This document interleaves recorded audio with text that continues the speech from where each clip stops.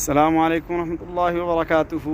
पाकिस्तानी लिबास और हरे भरे फूल, हरे भरे दरख्त, माशाअल्लाह। आप भी देखिए कितना ही खूबसूरत लग रहे हैं। ऐसे मौसम में ऐसे फूलों के पास इंसान अच्छा लगता है और ऐसे सब्ज़ा देखने से कहते हैं कि नज़र तेज़ होती है। ये देख लीजिए, ये सब्ज़ा ही सब्ज़ा, ये आप अच्छे तरीके से देख लीजिए।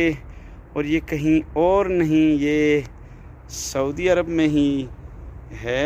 तो आपको मैं पाकिस्तानी लिबास में सब्ज़ा और ये फूल दिखाना चाह रहा था ताकि आप भी देखें कि देख लीजिए माशाअल्लाह। और अल्लाह के इन हसीन नज़ारों को देखकर आप भी सुभान अल्लाह और माशाअल्लाह के ये है एक